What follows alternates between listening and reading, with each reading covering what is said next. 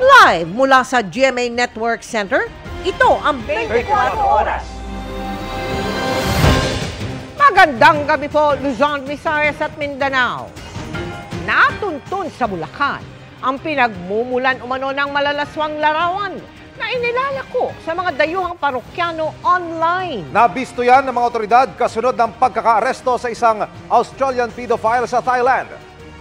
Ang nakapanulumo mismong pamangkin at kapitbahay na edad 6 at 9 na taong gulang lang ang biniktima ng suspect. Narito ang pagtutok ni John Consulta. Sa bisa ng search at cyber warrant, pinasok ng mga tauhan ng NBI Human Trafficking Division ang bahay na ito sa Baliwag, Bulacan.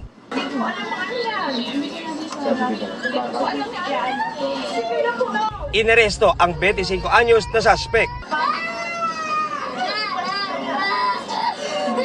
na tinangkapan o pigilan na makuha ang 2 batang edad 6 at 9 na taong gulang na kanya umanong ibinubugaw online. Na-recover ng NBI sa suspect ang gadget kung saan nakita ang malalaswang litrato ng mga batang biktima na inilalako niya raw sa mga dayuhang parokyano. Ayon sa NBI, ipinasa ng Australian counterparts nila ang illegal na aktibidad ng suspect matapos mahuli ang isang Australian pedophile sa Thailand na may hawak na CSAM o Child Sexual Abuse Material na galing Pilipinas. Dalawa yung batang biktima dito, isa yung pamangkin at isang kapitbahay. Kapag wala yung auntie na yung subject natin, ang ginagawa niya, doon niya kinukunan ng malalaswang larawan or video yung kanyang pamangkin. Merong mga nakuhang sex toys in possession dun sa kwarto ng subject. Hindi na tumanggi ang suspect sa alegasyon. Kinalat po yung mga picture ng mga bata. Pasensya na po sa kanagawa ko. Hindi ko na uulitin. Kakasuhan po natin yung subject ng RA 9208 or yung tinatawag nating Human Trafficking Law as amended by the Expanded Trafficking Law, and then yung OSAIC Law natin and RA 7610 o yung Child Abuse. Na-inquest na ang suspect sa patong-patong na reklamo at nakatakda ng dalhin sa detention facility ng NBI sa loob ng New Bilibid Prison. Para sa GMA Integrated News, John Consulta, nakatutok 24 oras. Wala ring taka sa pulisya ang lalaking ng hold up naman sa isang convenience store sa Maynila at tumangay ng libo-libong pisong barya. Ang suspect, isang dating sundalo. Nakatutok si June Veneracion. Exclusive. Pasado 1:00 ng madaling araw ng Miyerkules, makikita ang isang lalaki na pumasok sa isang convenience store sa Santa Mesa sa Maynila. Nagkasa siya ng baril at hinold up ang nakapwesto sa counter. 2 bag ng barya ang unang inabot sa lalaki. Tinanggihan niya ito, pero nang makitang walang ibang laman ang cash register, tinangay niya ang mga bag ng barya at tumakas sakay ng motorsiklo. Doon, nakapag-hold up siya, amounting to 11,000 na coins. Bago nito, 2 beses pa pala siyang nagpunta sa isa pang convenience store sa lugar. Sa parehong pagkakataon, walang tao sa counter at umalis lang ang lalaki. Sa tulong ng kuha ng CCTV, natukoy at natuntun ang lalaking naninirahan sa Tondo, Maynila. Naaresto siya kaninang madaling araw. Recover natin sa kanya yung motor na ginamit niya, na-recover din natin yung baril na ginamit niya sa pang-hold up. Sari-saring balang nakuha sa kanya. Ayon sa pulisya, bago sa bahay ng suspect, dumaan pa siya sa palengke at namili gamit daw ang ninakaw ng mga barya. Yun yung ginamit niya dahil yun nga, kaya siya ng hold up dahil wala siyang pera. Nakabili siya doon ng isang kilong fish fillet sa 2 mansanas. Yun po yung inuwi niya sa pamilya. Kinausap namin ng suspect pero ayaw niya magsalita tungkol sa pagkakahuli sa kanya. No comment na lang kayo. Okay, sige po, nirespeto po namin. Pero sinabi niyang dati raw siyang sundalo at 23 years daw na nagsilbi sa military bago nag-early retirement noong 2013. Duda ang pulisya. Meron pa siyang ibang kinasangkutan. Tinitingnan din natin na siya isang suspect din sa isang robbery din sa isang convenience store dito rin sa area ng Sampaloc na nangyari noong March 3. Nakakulong ngayon dito sa custodial facility ng Manila Police District Station 8 ang suspect. Nakatakda siyang sampahan ng reklamong robbery. Pero maaari pa itong madagdagan kapag napatunayang sangkot din siya sa iba pang krimen. Para sa GMA Integrated News, June Veneracion, nakatutok 24 oras. Niyanig ng magnitude 6.1 na lindol ang Davao Oriental pasado alas 5 na hapon kanina. Sa inisyal na datos ng PHIVOLCS, naitala ang episentro ng lindol sa dagat malapit sa bayan ng Governor Generoso. Naitala naman ang instrumental intensity 4 sa Malungon, Sarangani. Wala ring ulat ng pinsala sa ngayon pero patuloy na inaalerto ang mga residente sa posibleng aftershocks. 5 taong magtitigil operasyon ng Philippine National Railways bago matapos ang buwan.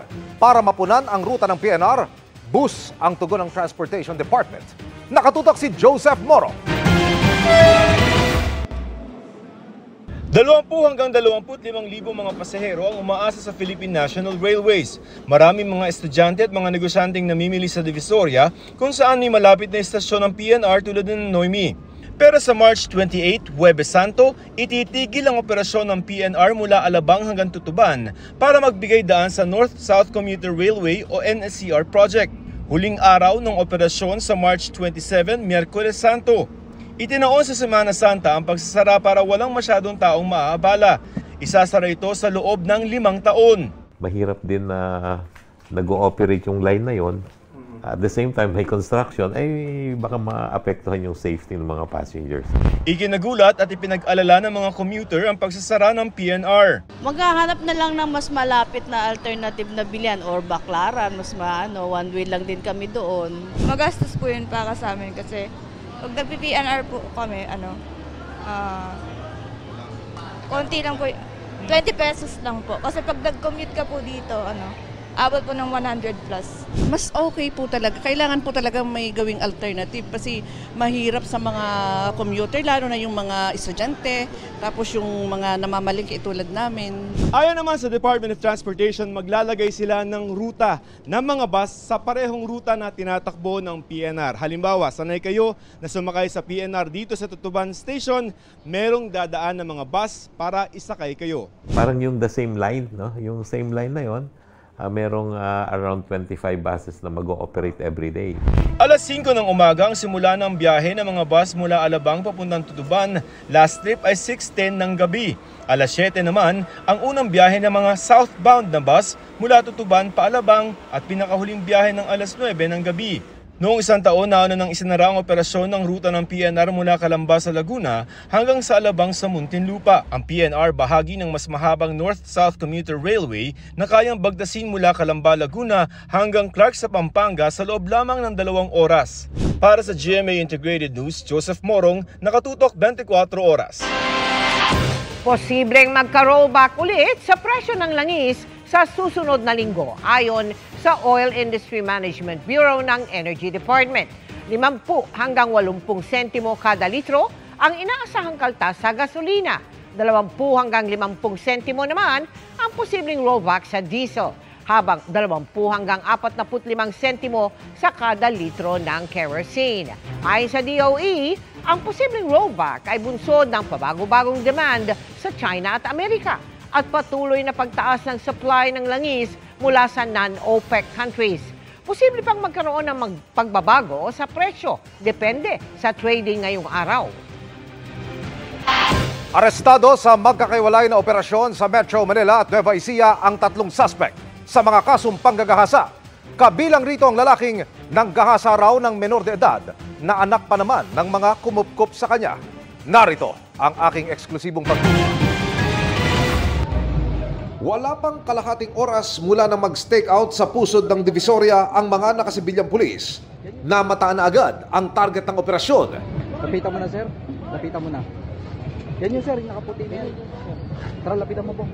Pero tila nakatunog at naglakad ito palayo. Nakaputi siya, nakapangito. Sinundan siya ng mga pulis at nang makatiempo. Pumapalag pa noong una. Pero sa huli, napusasan din ang lalaking wanted na itinuturong gumahasa sa menor de edad na anak ng kanyang amo. Ito naman ay empleyado ng isang junk shop. na meron yung owner mismo ng junk shop ay meron isang minor na sinasabing 12 years old na meron palang nagaganap na hindi alam ng magulang at nahuli na lang niya dahil sa text. Sa tabing sapa naman sa isang bayan sa Nueva Ecija, nadakip ang isa pang suspect sa kasong rape.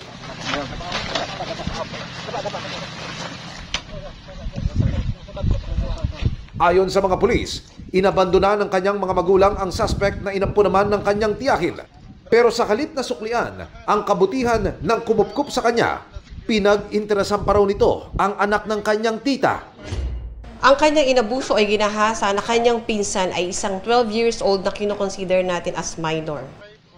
Sinubok naming kunan ng panig ang suspect pero wala pa siyang pahayag hanggang sa mga oras na ito. Sa dagat-dagatan Caloocan naman, nadakip ng CIDG ang lalaking ipinahuli naman ng kanyang misis na OFW. Makaraang pagsamantalahan nito ang kanyang hipag. Nagkaroon sila ng intimate relationship nung kanyang hipag. Pinatulan niya yung kapatid ng asawa niya. Hindi po yung totoo, sir. Ha? Hindi po totoo. Para sa GMA Integrated News, Emil Subangil, nakatutok 24 oras. Umakyat ang bilang ng mga Pilipinong walang trabaho ngayong taon ayon sa Philippine Statistics Authority. Lumabas din sa datos na mas kaunti ang mga babaeng kabilang sa labor force. Ang puna ng ilang aplikante sa isang job fair naman sa Pasay ngayong International Women's Day, mas mahirap maghanap ng trabaho kung isa kang babae. Nakatutok si Maki Pulido. Sa gitna ng mataas na mga bilihin at bayarin, ang pagtaas ng bilang ng mga Pilipinong nawalan ng trabaho nitong January 2024. 4.5% ang unemployment rate noong January 2024 kumpara sa 4.2% noong October 2023 batay sa Labor Force Survey ng Philippine Statistics Authority. Sa datos ng PSA mula sa 2.09 million noong Oktubre, umakyat ang bilang ng mga walang trabaho sa 2.15 million. Dumami rin ang mga underemployed o yung mga naghahanap ng dagdag na trabaho o dagdag na oras ng trabaho para may dagdag kita. Sabi ng PSA, dahil daw yan sa pagtatapos ng Christmas at New Year season kung kailan maraming racket at sideline. May seasonality talaga tayo. So tumaas yung ating employed persons noong fourth quarter at bumaba siya noong first quarter. Sa labor force participation noong January 2024, 72.9% ay mga lalaki, 49.3% lang ang mga babae. Sa historical data ng PSA, tumataas lang ang bilang ng mga babaeng nagkakatrabaho kung may mga racket o sideline bago magpasko. Tumataas lang ito, may mga additional lang yan, kadalasan pag fourth quarter, tumataas, nagko-close yan to mga 53 to 55% due to yun nga yung mga seasonal jobs. But pag normal na naman, babalik na naman doon sa mga 50%. Sabi ng ilang mga nakausap naming babae sa isang job fair sa Pasay City, mahirap talagang maghanap ng trabaho ngayon. Pero mas mahirap kung babae ka. Sa paghahanap ni Daisybel, halimbawa, napapansin niyang malimit na lalaki ang hinahanap kahit housekeeping ang pinupunang posisyon. Naiisip ko lang bakit lalaki lang yung kailangan nila, ganyan.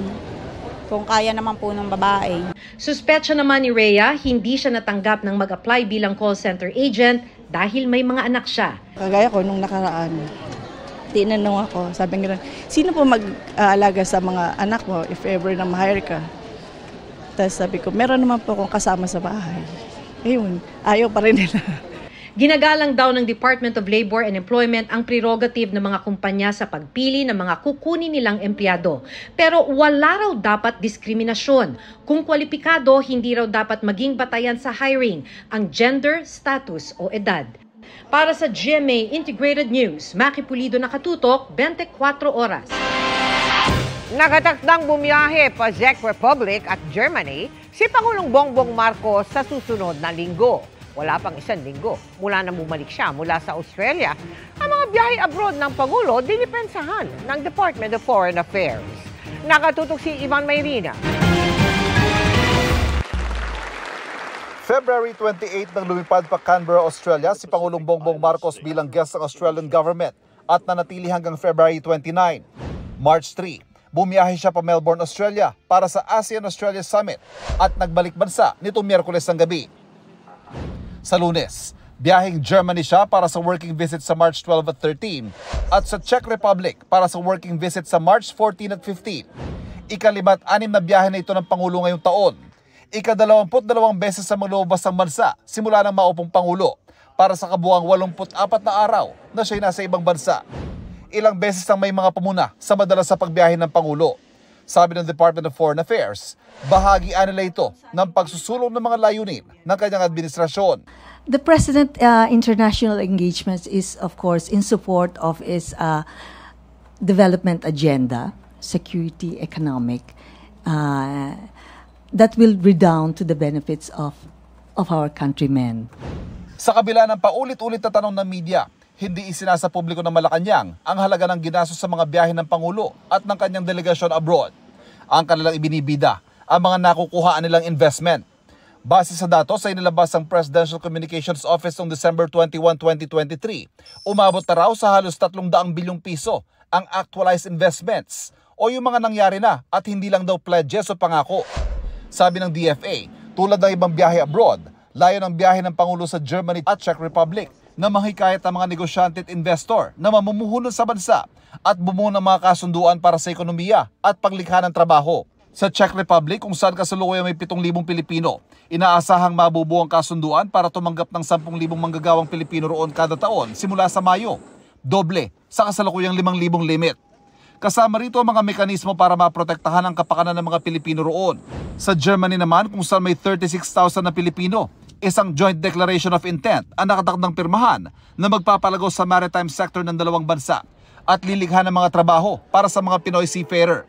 Sabi pa ng DFA, mahalaga ring alagaan at palawakin pa ang ugnayan ng Pilipinas sa mga kaalyado ito sa gitna ng umiigting na tensyon sa West Philippine Sea. These are countries which are like-minded. We share values for democracy, human rights, and the rule of law, including in the promotion of an open, inclusive, international rules-based order. The President will have an exchange on how both could work together in maintaining an international rules-based order. Makakasalamuha rin ng Pangulo ang mga Pinoy sa dalawang bansa. Para sa GMA Integrated News, Ivan Mayrina, nakatutok, 24 oras. Mga kapuso, ihanda ang bulsa dahil nag-anunsyo ng taas singil sa kuryente ang Meralco ngayong buwan. Posible pa raw yang madagdagan ngayon. Ramdam na ang mas mainit na panahon at epekto ng El Niño. Nakatutok si Mariz Umali. Umaabot sa mahigit 5,000 piso ang bill sa kuryente ni Tatay Benito dahil sa konsumo sa pagmamayari niyang karinderya na mahigit 400 kilowatt-hour kada buwan. Kaya ganun na lang siya nababahala sa inanunsyo ng Meralco na magtataas pa ang presyo ng kuryente ngayong Marso, taliwas sa unang sinabi noong Pebrero na asahang bababa raw ang singil. Pasakit pa rin sa aming mga consumer yon. Bababa tapos mas malaki pa pala yung itataas. Ganon. Bali wala yung sinasabi nilang ibababa. Tag-init. Lalong tataas pa uli yung mga bill namin. Nasa 2 sentimo kada kilowatt-hour ang inanunsyo ng Meralco na dagdag singil. Katumbas yan ang hindi tataas sa 5 pisong dagdag sa kabuoang bill ng pangkaraniwang pamilyang kumukonsumo ng 200 kilowatt per hour. Paliwanag ng Meralco kahit nabawasan ang singil sa generation charge dahil sa mas maliit na bayarin sa kanilang mga supplier, tumaas naman ng halos 40 centavos kada kilowatt-hour ang transmission charge na ipinataw ng National Grid Corporation of the Philippines o NGCP. Higit triple ang itinaas nitong tinatawag na ancillary service charge ngayong buwan na katumbas na ng halos 52% ng kabuang singil ng transmission. Unfortunately, natabunan nito yung pagbaba ng 35 centavos per kilowatt-hour sa generation charge. Kung tutusin nga raw ang naiiwan lang sa Meralco ay ang distribution charge na hindi naman daw nagbago. Bumaba rin daw ng mahigit 14 centavos kada kilowatt-hour ang singil mula sa mga independent power producer. Kasama na ang bawas sa Malampaya Gas ng FGCP Santa Rita sa ilalim ng bagong gas sale and purchase agreement alinsunod sa utos ng Energy Regulatory Commission. Nagmura rin pati ang bayarin sa wholesale electricity spot market dahil sa pagbuti ng supply condition. Gumagawa raw ng paraan ang Meralco para mabawasan ang singil sa kuryente. Kasama naman dun sa ating day-to-day operations, yung pag-optimize ng ating pagkuha ng kuryente mula sa iba-ibang supplier. Kung hindi na-optimize itong supply ng Meralco, marahil mas mataas yung naging increase na naramdaman ng mga customers.